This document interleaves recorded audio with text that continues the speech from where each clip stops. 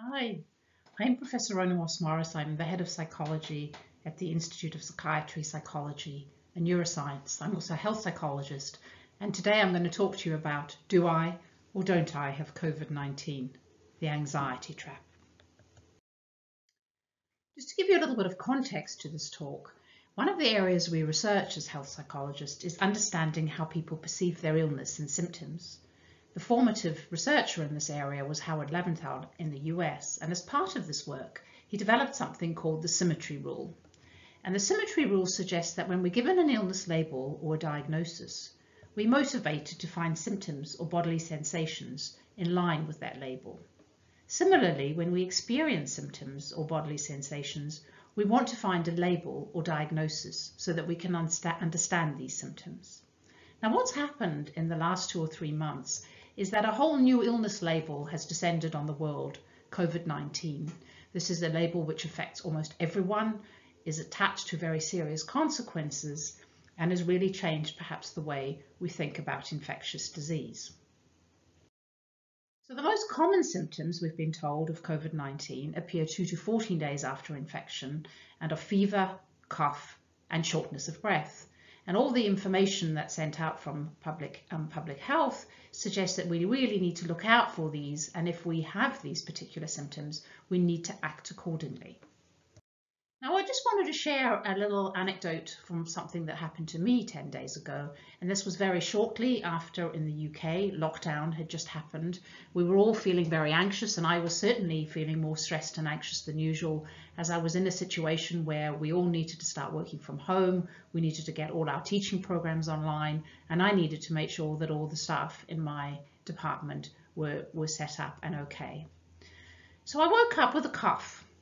And the first thing I thought was, oh gosh, I wonder if I have COVID-19. And that made me start to feel anxious. So the anxiety, and bearing in mind I was already anxious even before I woke up, made me start to focus on my symptoms and scan my body for other symptoms. And I noticed then that I was feeling breathless. I also then suddenly thought, well gosh, I do remember reading that in COVID-19, that tight chest and breathlessness are symptoms of the illness. So that made me focus even more on my symptoms and feel more anxious, and I noticed that I started coughing more. So what was happening here? Well, as I already said to you, there was a certain amount of anxiety that I was experiencing, and as I was thinking these thoughts, I was getting more anxious. And when we get stressed or anxious, our body is geared up for something that's known as fight or flight. We're getting ready for action, even if the threat or the thing that's stressing us out is not a physical danger. So in order to get ready for action, physiologically, your body creates a number of symptoms. This includes an increased breathing rate. You can even hyperventilate. You might get an increased heart rate. You might experience palpitations. You might even start to feel clammy and sweaty. If you've been stressed for a while, you actually get sore and achy muscles. You can get an upset stomach. And if you get very stressed too, you can even start to tremble. So there's quite a profound physiological change that happens to our body when we're feeling these emotions. Now, the process can escalate even further from there, and this relates to increasingly what's going on in our heads or our thoughts. So I might start to think, oh gosh, I've definitely got COVID-19, now I'm going to infect the whole family, and you know what, I'm going to get very sick and I might even die. So when I start thinking like this, there's a whole emotional response and there's an escalate, so that I felt increasingly worried, increasingly anxious, and the physiological response that I explained to you escalates as well. So you get more sweaty and clammy, you feel tighter in your chest, labored breathing, and these all then convince you even more that you have COVID-19. But is there a possible alternative to this cycle? Well, I guess here is another alternative. So you can wake up coughing, and yes, I think most of us nowadays, if we wake up coughing, we'll be thinking, yes, I think I might have COVID-19. But then you can also think, what else is going on? So in my case here, it was springtime, start of spring, and I know that I'm a hay fever sufferer. So I could then think, oh yes, I wonder if it's my hay fever. And then I might check my body a little bit more and think, no, oh gosh, but I'm short of breath. I don't think that's part of my hay fever.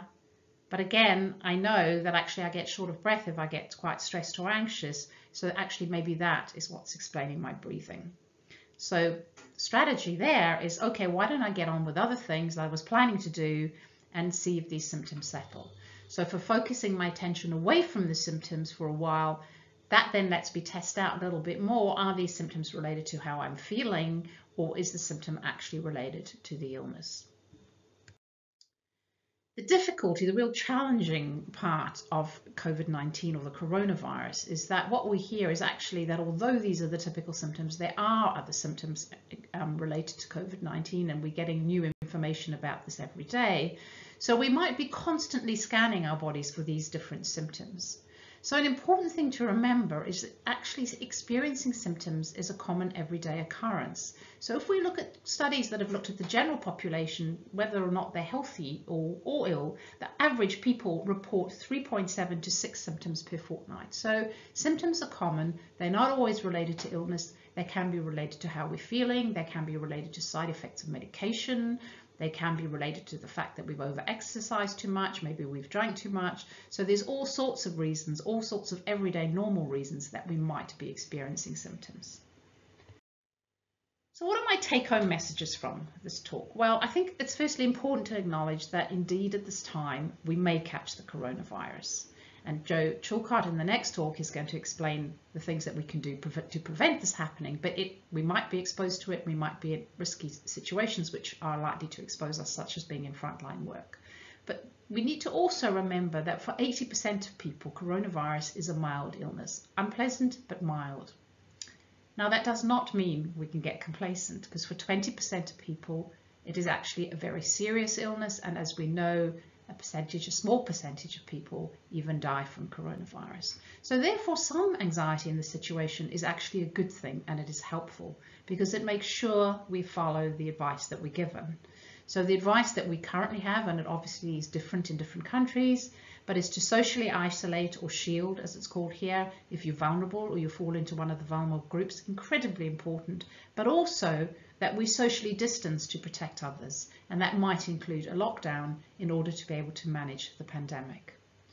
So we use our anxiety in positive ways, but also if we get too much anxiety or too much worry, then it becomes unhelpful because it stops us getting on with things. It's deeply unpleasant to feel this anxiety, and it also increases the symptoms that we experience. So there are things that we can do on a day-to-day basis to try and lessen this experience. One is just learning to become aware of what our thoughts are and how it drives our emotional state, being aware of how our emotions impact on our bodies and our anxiety and our physiological response. And when we're in these situations, moving our attention away from the symptoms to other things that which distract us or perhaps are interesting to us. And I know that's challenging when we're all at home and perhaps there's less external things happening, but it's still finding the things that might be able to do that for you as a way of not getting into this worry cycle. So finally, I'd really just like to thank you all for listening. Enjoy the talks to follow, and remember that social distancing is something that we're doing for everyone. Thanks again for your time.